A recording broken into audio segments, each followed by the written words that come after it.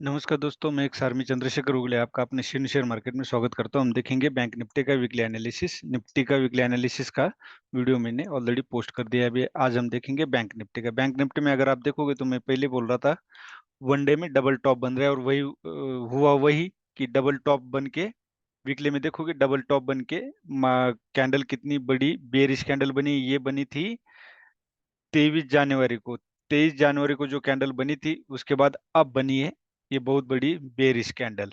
ये हो गया हमारा वीकली का। अभी ये एम पैटर्न बना हुआ है। एम पैटर्न का अगर आप देखोगे जो सपोर्ट बनता है वो है 43,600। 43,600 का हमारा वीकली सपोर्ट बनता है बैंक निफ्टी का। अभी अगर आप प्रीवियस में जाते हो तो आपको ये देखने को मिलेगा कि किस तरह जो वन साइड मूवमेंट पहले दी थी कोविड के बाद, वो अब इतनी आसानी से इतनी जल्दी 6-7 साल बाद एक बड़ी मूवमेंट हमें मिलेगी वन साइड की। अब हमें कंसोलिडेशन फेज को फेस करना पड़ेगा। एक 7-8 महीने कंसोलिडेशन रहेगा, फिर 1-2 महीने के लिए हमें एक ट्रेंड मूव मिलेगा। इसी तरह मार्केट चलेगा। आप देख सकते हो कितना बड़ा ये फेज आया था। कम से कम 8 महीने का ये फेज था कंसोलिडेशन का। उसके बाद आप देखोगे दोबारा एक मूवमेंट देने के बाद आप देख सकते हो कि ये कैसे कंसोलिडेशन फेज आया था। कम से कम ये 4 महीने का कंसोलिडेशन फेज है। उसके बाद अब ये एम पैटर्न बना है डब्ल्यू पैटर्न में। ये एक ट्रेंड लाइन है, हो सकता है इसका सपोर्ट ले। अब उससे पहले एक ट्रेंड लाइन है, उसका सपोर्ट ले। ये सपोर्ट ब्रेक अगर होते हैं तो हमें नेक्स्ट ट्रेंड लाइन का ही सपोर्ट मिलेगा। ये है असेंडिंग ट्रेंड लाइन। अब अगर हम डेली का बारे में सोचे और कल के बारे में सोचे, कल अगर सिर्फ पीएसयू बैंक जो 3.5% आप रहा, सिर्फ पीएसयू बैंक, इसलिए निफ्टी की जो क्लोजिंग थी कल की वो 0.11 पॉइंट, मतलब परसेंट में अगर देखोगे तो 0.03 है, बिल्कुल निग्लिजिबल थी। तो इसका मतलब फ्लैट ही क्लोज हुई है कल बैंक निफ्टी। अभी अगर आप डेली में देखोगे तो एक कप नजर आ रहा है और एक हैंडल। आवरली में आपको ये क्लियर हो जाएगा। अब इसका जो देखोगे तो ये डबल बॉटम बना है। इंट्राडे में अगर आप देखोगे तो ये डबल बॉटम बना है और ये ब्रेक होता है 44,550। अगर ये ब्रेक होता है तो हमें 44,400 और 44,200 देखने को मिलेगा। उसके बाद अगर हमारा डेली का सपोर्ट बनता है 43,830 का। डेली का सपोर्ट 43,830 का बनता है। ये था हमारा डेली का। डेली में एक कप और हैंडल बना हुआ है। आवरली में और क्लियर हो जाएगा पैटर्न। अगर हम यम पैटर्न अगर डेली में लगाते हैं तो आप देख सकते हो कि उसका जो टारगेट है वो हमें मिल रहा है 42,935, मतलब 43,000। 43,000 का हमें फिबोनाची का टारगेट मिल रहा है। हार्मोनिक गार्टली पैटर्न है, ये है हार्मोनिक गार्टली पैटर्न। ये नंबर होते हैं, ये होते हैं, ये फिबो नंबर होते हैं।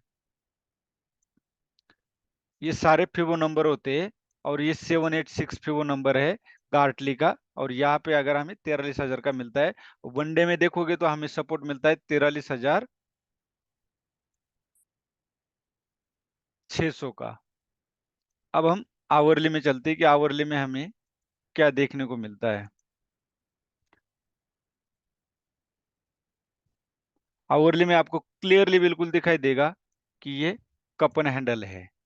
यह है कपन हैंडल और उसमें आपको देख सकते हो कि सपोर्ट, छोटे छोटे सपोर्ट नजर आ रहे हैं। 44,400, फिर 44,200। ये है इंट्राडे। इंट्राडे के लिए हमने छोटे छोटे सपोर्ट ढूंढ के वहां पे ट्रेड करके एग्जिट होना है। बहुत लंबे टारगेट के लिए कभी नहीं बैठना, क्योंकि इंट्राडे में वोलेटिलिटी बहुत ज्यादा होती है, और खासतौर पे बैंक निफ्टी के अंदर। अब हमें अपसाइड ये डब्ल्यू पैटर्न भी हो सकता है। ये डब्ल्यू पैटर्न भी हो सकता है। हमें दोनों साइड से देखना है। तो डब्ल्यू पैटर्न अगर होगा तो 45,000 ब्रेक करेगा तभी हम अपसाइड ट्रेड कर सकते हैं। अदरवाइज हमें डाउन साइड के लिए सोचना पड़ेगा, क्योंकि हमें बड़ा जो आवरली में दिख रहा है वो क्लियर दिख रहा है, कप एंड हैंडल। ये अगर आप देखोगे तो ये हमें क्लियरली दिख रहा है कि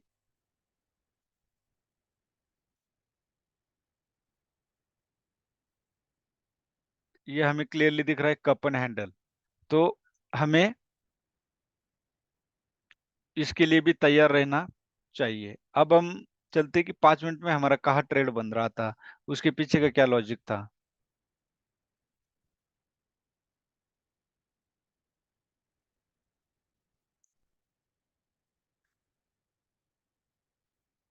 ये जो लाइनिंग होती है, इससे घबराने की जरूरत नहीं, ये एक सपोर्ट होता है इंट्राडे के लिए, आपको ये बहुत आसान होता है। मैं प्रीवियस इसलिए मार के रखता हूँ कि वीडियो में हमारा समय ना ज्यादा जाए, और कम समय में जितना वीडियो बने उतना देखने को भी अच्छा लगता है।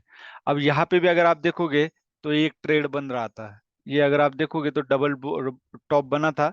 मैंने इस कैंडल पे ट्रेड दिया था, एक एक ट्रेड मैंने इस पे दिया था। क्यों?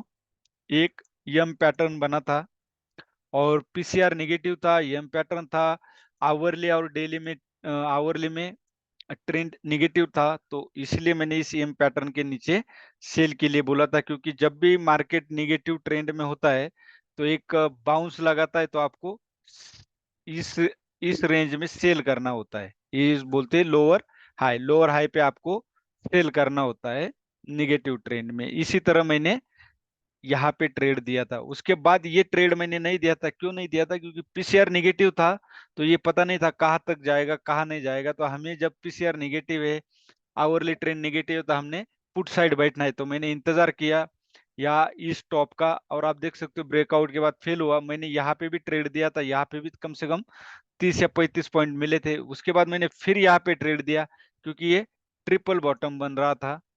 और इसको बार बार अगर आप देखोगे तो लाइन जब बनती है, ट्रेंड 2 पॉइंट जोड़ती है, तो तीसरा पॉइंट ब्रेक करना ये 99% नामुमकिन होता है। 1% चांसेस होते हैं। कोई भी ट्रेड होता है तो प्रोबेबिलिटी पे चलता है। तो मैंने दोबारा यहाँ पे ट्रेड दिया था, और यहाँ पे जो ट्रेड दिया था तो वो बहुत ही बढ़िया सक्सेस हुआ था। कम से कम 200 या 250 पॉइंट दिया। लेकिन मैंने यहाँ पे ट्रेड नहीं दिया, क्योंकि ऑलरेडी मैंने यहाँ पे दिया था। उसके बाद मैंने दोबारा इस कैंडल पे दिया था, क्योंकि ये बना था जिसको हम बोल सकते हैं ये वाला जो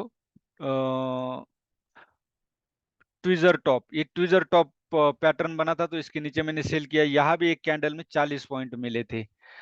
फिर इसके बाद मैंने ट्रेड नहीं दिया, क्योंकि ये एक बहुत बड़ी बुलिश कैंडल बनी थी, तो मैंने दिया नहीं। पीसीआर नेगेटिव था, तो मैंने हाथ ही नहीं डाला, क्योंकि ऑलरेडी हम प्रॉफिट बुक कर चुके थे। तो बार बार ट्रेड करना अच्छा नहीं होता, अदरवाइज पैसा जाने के ही चांस होते हैं। और जब पैसा पॉकेट आने के बाद जाता है तो और ज्यादा दुख होता है, दिमाग का और ज्यादा आपका डिस्टर्ब हो जाता है। इसलिए एक बार प्रॉफिट आए तो उसको पॉकेट में रखना सीखना बहुत जरूरी है। बाकी पैटर्न तो आदमी आसानी से सीख सकता है, लेकिन जो साइकोलॉजी उसको सीखने में लेट 2-3 साल लगते हैं।